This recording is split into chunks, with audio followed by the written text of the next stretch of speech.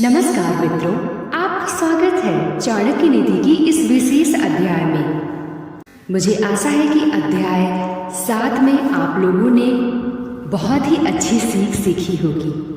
तो चलिए आज हम अध्याय 8 की बात करते हैं। आज हम पढ़ेंगे अध्याय 8, जिसमें आचार्य चाणक्य ने जीवन, रिश्ते और आचरण से जुड़ी अमूल्य बातें बताई हैं। ये सिर्फ 2-4 लाइनें नहीं, बल्कि पूरा जीवन जीने का मार्गदर्शन है। तो आइए शुरू करते हैं।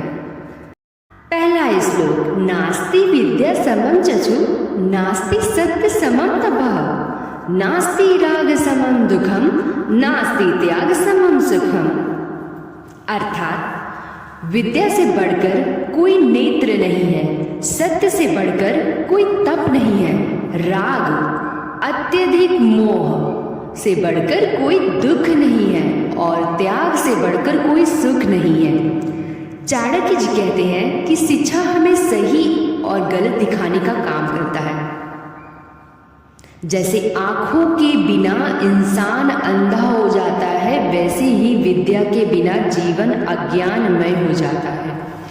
सत्य ही सबसे बड़ा तप है, क्योंकि असत्य से कुछ समय का लाभ तो मिल सकता है, परंतु स्थायी सुख कभी नहीं। मोह और आसक्ति की सारी दुखों की जड़ है वही त्याग, चाहे वो छोटी सी चीज का हो या भीतर गहरा सुख देता। उदाहरण, जैसे कि साधारण छात्र जिसने कठिनाई के बावजूद पढ़ाई नहीं छोड़ी, वही आगे चलकर समाज में सम्मान पाता है।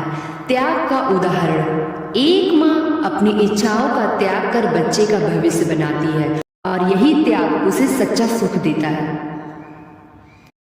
दूसरा श्लोक, अत्यंत प्रियात्मम प्रातम सर्वत्र वर्जेत प्रियम, न हि प्रत्यति भारेण भवति प्रीति रात्मानि।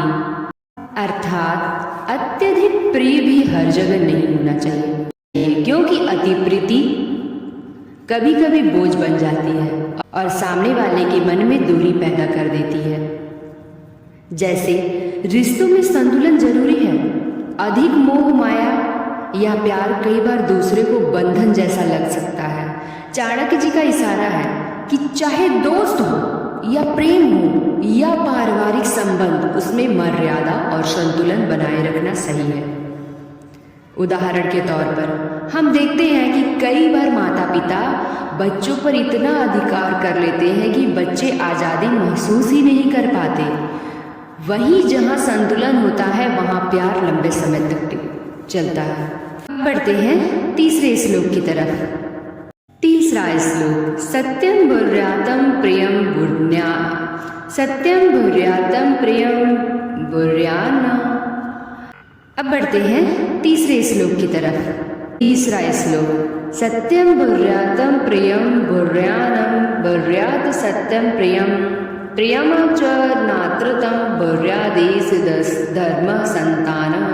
अर्थात सत्य बोलो, प्रिय बोलो, लेकिन ऐसा सत्य मत बोलो जो अप्रिय लगे, और प्रिय वचन बोलो परंतु झूठ न बोलो। यही सनातन धर्म है, यही सनातन धर्म है।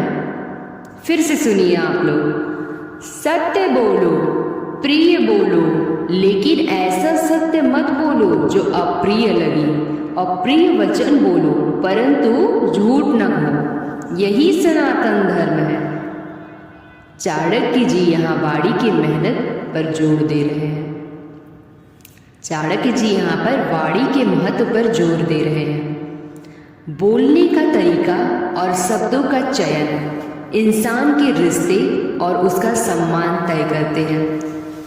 सच बोलना जरूरी है, लेकिन अगर सच किसी को चोट पहुंचा दे तो उसे कहने का तरीका बदलना चाहिए।